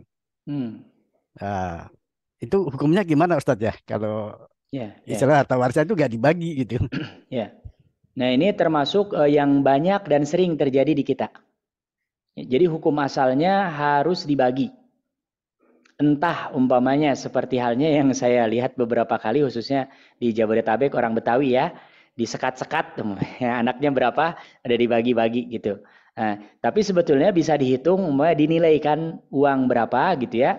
Kemudian total terkumpul berapa, bagikan masing-masing sesuai dengan jatahnya. Adapun kalau nanti mau ditempati misalkan saya umpamanya karena sudah cukup, sedangkan ada satu adik kita umpamanya yang belum cukup, kita semua yang lain alhamdulillah sudah punya rumah bahkan berlebih gitu ya, meniatkan untuk menghadiahkan, menghibahkan, tapi tetap dari awal kita harus dibagi jatahnya. Pokoknya jatah saya misalkan diuangkan, misalkan harganya rumah ini 2 miliar, saya dapat 1 miliar, harus serah terima dulu, jelas dulu bahwa fulan dapat sekian, fulan dapat sekian. Adapun nanti mau dihibahkan, dikasihkan, maka itu sudah lewat pembagian. Tapi hukum asalnya tetap wajib dibagi. Dan ini semakin ditunda-tunda, ini biasanya semakin bermasalah. Saya termasuk yang agak kesulitan menjawab karena pembagian warisannya itu sudah ke orang ketiga gitu. Jadi ibunya, kemudian anaknya sampai ke cucunya nih. Ya, karena nanti kan itu akan bercabang-cabang tuh. lebih banyak lagi, sulit membaginya. Makanya sebisa mungkin, dan ini yang dianjurkan, begitu meninggal bagi. Walaupun umpamanya kayak tadi, kayak rumah kan, walaupun dijual kan nggak semudah kita jual gorengan gitu kan. Nggak mungkin sehari 2 hari laku, butuh waktu lama, kadang bertahun. Tapi tetap harus sudah ada ketentuannya, kepastiannya, jatah-jatahnya jelas. Oh fulan dapat sekian, atau kalau umpamanya tanah dibagi per meter dapat berapa meter gitu ya. Nah ini harus ada kejelasan dari awal, dan biasanya ini sudah apa namanya, kalau yang memang gerak cepat biasanya memang bisa dibagikan, walaupun tadi secara penempatan atau pemanfaatan ya tidak ada masalah. Kalau mau kayak tadi mau dipakai atau mau dikontrakkan atau diapa, yang jelas setiap ahli waris harus betul-betul mengetahui mendapatkan haknya sesuai dengan yang digariskan gitu. Dan tadi saya termasuk yang selalu menyarankan kalau bisa begitu meninggal jangan tunda lama-lama. Ya, kalaupun memangnya ada masa berkabung ya 3 hari atau seminggu gitu ya. Setelah itu duduk bareng, kemudian kalau umpamanya kita khawatir nggak tahu, undang atau kita datang ke orang yang memang paham. Kalau perlu apalagi seperti sekarang, bahkan kalau saya menganjurkan harus ada hitam di atas putih, semua nanda tangan, bahkan kalau perlu yang memiliki kekuatan hukum di atas materai. Sehingga nanti kalaupun umpamanya di lain hari, kan manusia ini kadang-kadang berubah ya kan, hari ini umpamanya kita nggak butuh, tiba-tiba waktu lainnya mengklaim dan lain sebagainya, itu kan kalau ada buktinya hitam di atas putih, tidak perlu banyak cakap, tinggal kita perlihatkan, dan ini menjadi kekuatan. Nah semakin lama ditunda, dibagi, itu biasanya tadi semakin crowded dan semakin banyak kejanggalan-kejanggalan, yang kalaulah itu dibagi ketika mayatnya ini meninggal dalam waktu dekat, itu insya Allah sebetulnya tidak akan terjadi muncul pertanyaan-pertanyaan yang seperti sekarang sering. Jadi dulu nggak dibagi atau dibagi nggak sesuai, sekarang sudah dibagi ternyata salah, kan diambil lagi, ini juga repot gitu. Jadi ini memang betul-betul butuh apa namanya, betul-betul semua ahli waris ini juga tadi harus paham tentang pembagian ini gitu ya. Jadi kalau saran saya memang kalau ada yang seperti ini harus segera dibagi. Walaupun tadi kita nggak ngambil jatahnya, yang jelas kita ketahuan, oh ini jatah saya sekian, jatah si fulan sekian, si fulana sekian, sehingga nanti ketahuan. Dan kalaupun tadi kalau sudah diterima, sudah ada jelas mau dihibahkan, mau diapakan, itu sudah lain lagi urusannya. Yang penting akadnya ini sudah ketahuan bahwa ini semuanya mendapatkan warisan sesuai dengan haknya. Allah Ta'ala ala wa'alam. Nah, itu mungkin mudah-mudahan terjawab ya. Terima kasih Ustaz. Alhamdulillah. Barakallahu fiikum. Nah. Berikutnya ada pertanyaan dari ibu-ibu ini, boleh menanyakan langsung nggak Ustaz Sam? Boleh. Atau bacaan Pak. Atau dibacakan? Oh, bisa baca Pak. Ya. Saya bacakan ya. Dari Ibu Duyanti. Nah, monggo. Assalamualaikum Ustaz. Bagaimana hukumnya harta yang sudah dimiliki oleh seorang wanita sebelum nikah? Bagaimana cara membaginya? Terima kasih. Ya. Harta yang dibagi sebelum menikah ataupun setelah menikah ya, kalau umpamanya wanita ini meninggal, nah nanti jatuhnya sama, menjadi harta warisan. Ya. Baik itu umpamanya harta yang didapatkan ketika dia sebelum menikah, umpamanya bekerja atau punya bisnis gitu ya. Nah, kemudian dia menikah dengan seorang laki-laki, kemudian nanti meninggal, maka ketika meninggal ini ya semuanya termasuk harta waris. Maka nanti kemungkinan besar suaminya ini dapat jatah warisan daripada harta yang ditinggalkan oleh istrinya ini yang meninggal. Gitu. Jadi sama saja, tidak ada perbedaan gitu ya. Termasuk umpamanya kayak suami misalkan dia punya istri lebih dari satu, karena istri yang pertama umpamanya nikahnya lebih lama dapat lebih, enggak, nanti istri dapatnya sekian. Nah, karena istrinya lebih dari satu maka nanti dibagi-bagi gitu jatahnya gitu. Nah, makanya biasanya ini nanti larinya ke hikmah sebelum ketika masih hidup ya ada kesepakatan. Nah, kalau itu lain lagi gitu ya. Tapi secara umum kalau umpamanya ada seorang istri yang dia memiliki harta yang banyak, bahkan didapatkan sebelum dia menikah dengan suaminya ini, ketika meninggal ya semuanya disebutnya harta warisan gitu. Baik itu dari hasil usaha sendiri ataupun umpamanya dia dikasih jatah oleh suaminya setiap bulan, tapi karena terpenuhi semua, kemudian bahkan berlebih dia simpan. Nah, makanya semua hartanya itu termasuk harta warisan jatuhnya ketika nanti meninggal. Nggak ada perbedaan baik itu didapatkan sebelum meninggal atau sebelum menikah ataupun setelah menikah. Allah Ta'ala. Mungkin itu pertanyaannya ya. Pertanyaannya seperti itu, Ustaz. Ya. Apakah harta sebelum melakukan pernikahan si wanita ini sudah punya harta? Apakah ini juga diwariskan gitu? Ya, termasuk diwariskan. Nanti ketika meninggal si ibu ini, istri ini, maka harta yang ditinggalkannya semuanya termasuk waris. Dan tadi suaminya pasti akan mendapatkan jatah daripada warisan ini. Itu sama dengan kalau umpamanya suaminya meninggal, istrinya pun akan mendapatkan jatah warisan daripada suaminya ini. Tanpa memandang ini hartanya didapatkannya kapan, ataupun di mana, termasuk jatah umpamanya ternyata harta ini juga harta warisan dari orang tuanya umpamanya dulu. Nah, itu juga termasuk bagian. Pokoknya patokannya harta yang masih ada dan kepemilikan sah ketika orang yang meninggal ini meninggal, maka hartanya semuanya disebutnya harta warisan.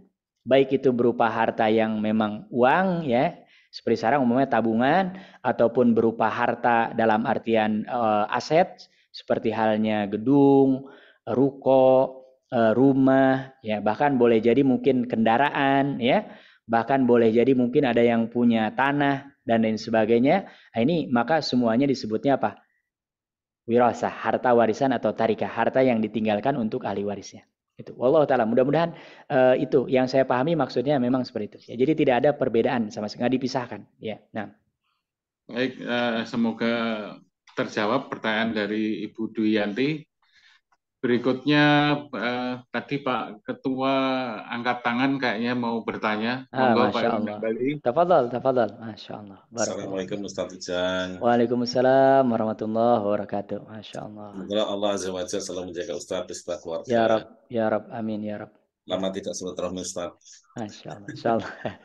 Saya mau bertanya tentang syarat waris yang ketiga, yaitu ada yang mewarisi itu masih hidup. Namun di banyak keluarga itu ternyata ahli warisnya sudah lama pergi atau meninggalkan atau tidak diketahui keberadaannya. Pertanyaan adalah saat akan dibagi waris itu, apakah keputusan gaib si ahli waris itu harus melalui hakim ataukah cukup kesepakatan para ahli waris saja di atas kertas begitu Ustaz? Terima kasih. Masya Allah. Barakallahu fikum. Ya, kalau yang keputusannya mengikat memang supaya kita terhindar memang harus lewat hakim. Tapi kalau tadi umpamanya secara ghalabatudzon ya, kemungkinan besar 80%, 90%, 95% memang kemungkinannya sudah dianggap secara hukum tadi ya, hukumnya bahwa dia sudah meninggal ya bisa jadi sama dengan kondisi orang yang meninggalkan hartanya gitu. Tapi kalau tadi ada kesepakatan ya berarti yang menyepakati ini termasuk harus ada poinnya di situ. Bagaimana kalau umpamanya tiba-tiba ternyata nggak meninggal? Nah itu yang akan jadi catatan. Karena kalau umpamanya dibawa ke hakim, berarti kalau umpamanya tadi ternyata toh orangnya masih hidup, maka juga nanti akan memutuskan siapa? Hakim lagi gitu. Nah tapi kalau ini diputuskan secara kekeluargaan, berarti harus ada alternatif atau solusi bagaimana kalau umpamanya ternyata masih hidup. Ya, walaupun tadi kemungkinan besar ya, ghalabatudzon ya mungkin dari 1 juta kasus ya mungkin hanya 1 yang ternyata hidup lagi gitu ya, karena tidak mungkin kita bisa memutuskan secara kecuali kalau tadi ada niatan buruk, orang sengaja terburu-buru gitu biar dibagikan warisannya atau seperti apa, itu bisa jadi aja. Tapi lebih selamat dan supaya kita juga tidak menanggung dosa, kalau saya secara pribadi dan melihat daripada anjuran kitab para ulama dalam kitab fikih, lebih baik kita meminta keputusan hakim. Karena kalaupun nanti benar salahnya, dia kan punya otoritas ilmu dan juga punya otoritas untuk memutuskan. Karena hakim itu misalkan saya mazhabnya Syafi'i, kemudian saudara-saudara saya mazhabnya Hambali gitu. Ternyata ada perdebatan tuh. Kalau sudah diputus hakim, gak melihat mazhab, apa yang diputuskan oleh hakim, maka itu yang harus dilaksanakan. Nah, maka nanti keputusan hakim ini dalam fikih, dalam syariat sifatnya mengikat gitu ya. Makanya dulu ketika ada khilafah Turki Utsmani, itu yang dipakai panduannya adalah dari pusatnya al-ahkam al-adliyah. Jadi ada undang-undang yang memang dikirim dari pusat Tapi tetap hakim-hakim di tiap-tiap negara, tiap-tiap daerah mereka diberikan kewenangan untuk memutuskan sesuai dengan yang mereka pandang. Sama saya kira di hukum-hukum umum pun ya, ujung-ujungnya kan yang memutuskan itu hakim. Jadi makanya kesolehan seorang hakim itu sangat menentukan. Semakin dia soleh, kemungkinan mendekati kepada kebenaran itu kuat. Makanya hakim itu di satu sisi bisa jadi pahalanya besar, tapi di satu sisi juga bisa jadi dosanya juga besar juga. Nah, makanya ini harus punya ilmunya. Kalau punya ilmunya ternyata salah, masih dapat satu pahala. Yang penting tidak boleh menyengaja. Kalau saran saya tadi, lebih baik datang kepada hakim, tapi kalau mau diputuskan musyawarah, tadi harus ada pembahasan di situ poin. Bagaimana kalau umpamanya tiba-tiba nanti orangnya hidup gitu. Nah, kita harus lakukan apa? Nah, itu kan yang akan jadi persoalan karena nanti orang yang dianggap mati ini kenapa kalian memutuskan ini?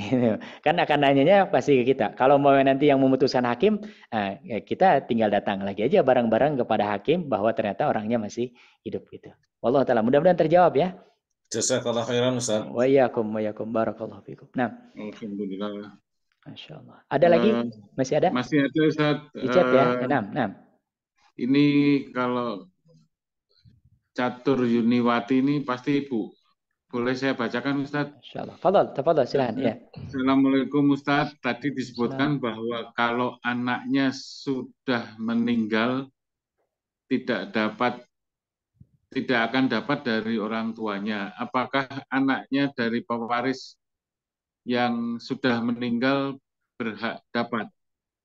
Dan apa hukumnya bila berdasarkan kesepakatan pembagiannya rata? Kesepakatan, tapi bukan fikih. Ya, Masya Allah. Berikutnya masih ada satu pertanyaan, mungkin nanti akan disampaikan langsung oleh Pak Setiabudi. Ya, mungkin ini dijawab dulu, Ustaz. Yang pertanyaan ini ya, yang pertama, kalau umpamanya ada seorang anak yang meninggal sebelum orang tuanya meninggal, tadi dia tidak mendapatkan warisan. Hanya nanti kalau anaknya, cucunya ya, dilihat ahli waris yang masih hidup. Bisa jadi kemungkinan karena dia ini secara nasab dekat ya. Kalau umpamanya dari kakeknya kan berarti dekat ya. Dia jatuhnya sebagai furu, cabang ke bawah gitu. Nah, tapi nanti memang harus dilihat dulu ahli waris yang ada siapa. Karena ada kemungkinan di sini dia terhalang. Kalau umpamanya anaknya banyak gitu ya, dan mereka sudah dapat semua dan tidak ada sisa. Tapi kalau umpamanya nanti memang sedikit atau bahkan tidak ada ahli warisnya, cucunya ini termasuk boleh jadi akan mendapatkan warisan. Ya, kategorinya nanti disebutnya ibnul ibni, anak daripada anak laki-laki, atau ibnul binti, anak laki-laki daripada anaknya yang perempuan gitu ya. Nah, jadi ini nanti nggak bisa dijawab secara keseluruhan ya. Harus dikumpulkan dulu yang meninggal siapa, ahli waris yang ada siapa.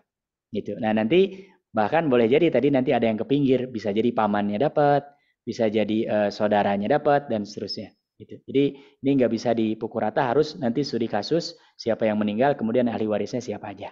Ya. Allah Ta'ala. Nah. Baik, terima kasih Ustadz kepada Bu Catur.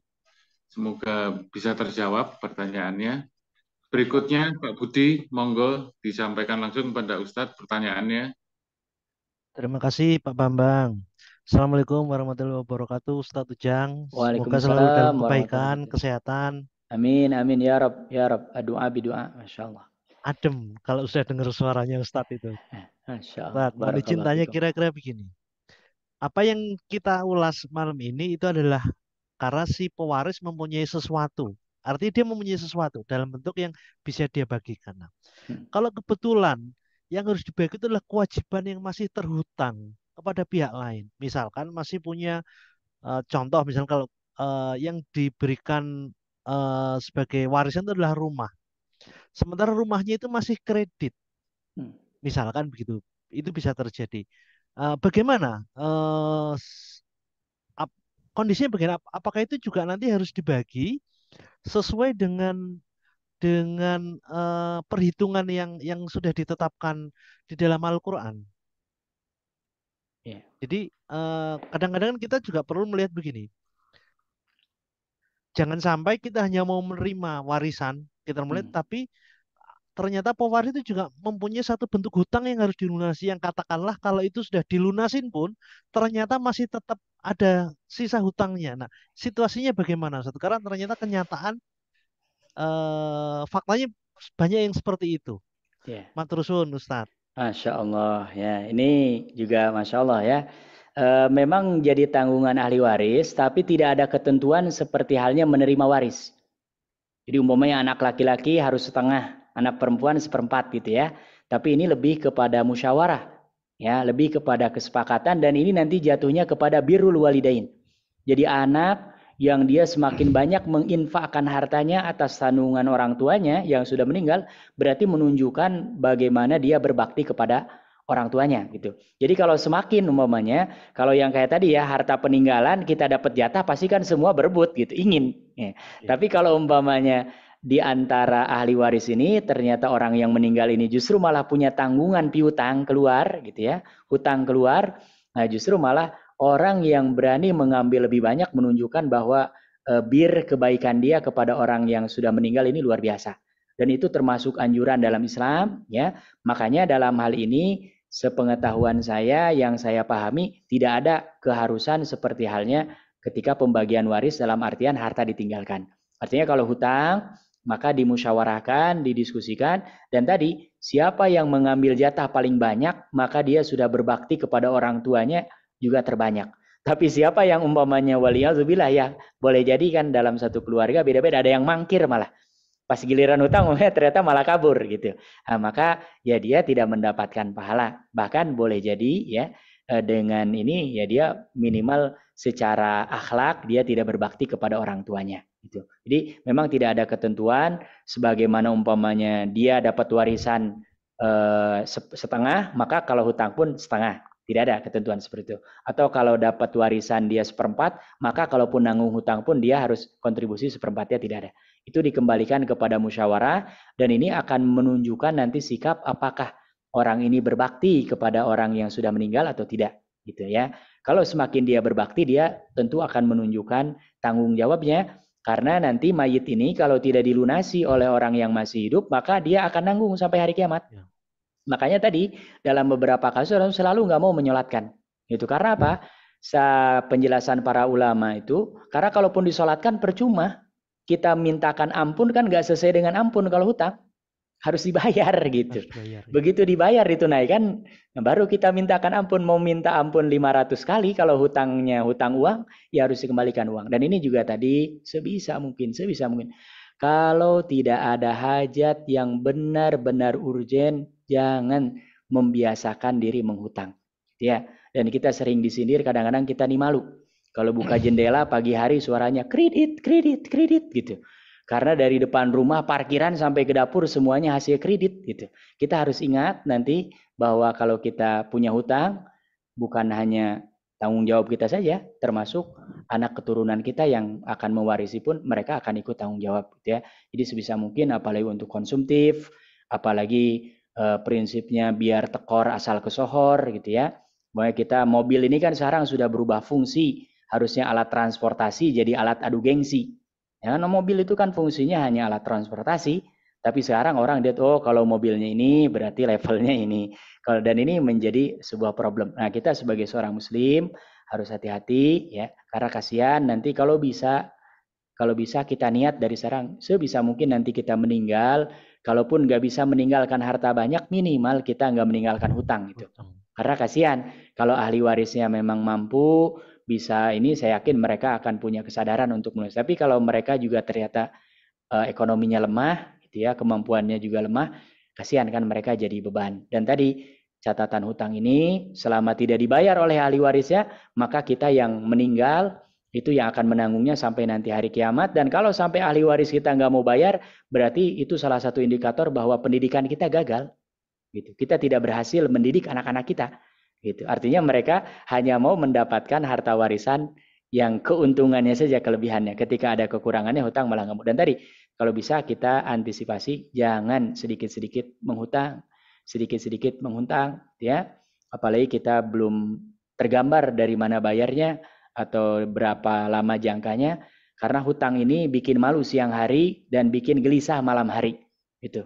Saya alhamdulillah di pesantren guru saya para kiai itu santrinya 1000, nggak punya mobil acan-acan, gitu ya.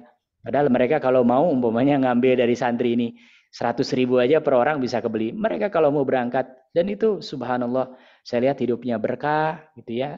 Tumanina, sakinah, anak-anaknya sekolahnya tinggi-tinggi tanpa harus ikut kanan, ikut kiri, punya usaha, sawah, nggak pernah beli beras, kemudian juga punya kolam ikan, di sela-sela mengajar itu punya tambak ikan yang cukup luas, itu juga warisan, dan itu menjadi keberkahan. Tapi kalau tadi hutang ini kita masih hidup saja, siang-siang biasanya, aduh, ada yang ngetuk rumah, wah nagih nih.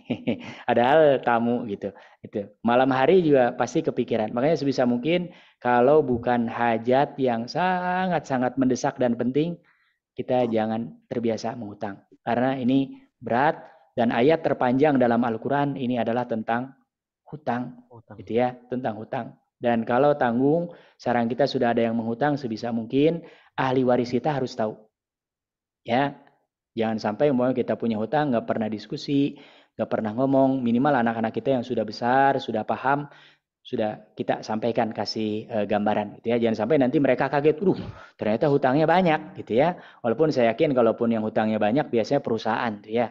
Kalau personal itu berarti memang lebih besar pasak daripada tiang, atau tadi biar tekor asal kesohor, atau ingin dilihat orang lain sebagainya. Waliyadzubillah. Kalaupun ada, segera kita perbaiki, segera kita kembali kepada Allah Subhanahu wa taala, dan termasuk minta supaya Allah Subhanahu wa taala segera melunasi hutang-hutang kita, ya. Jadi kalau yang sudah punya untuk bayar, jangan mikir bayar dulu hutang.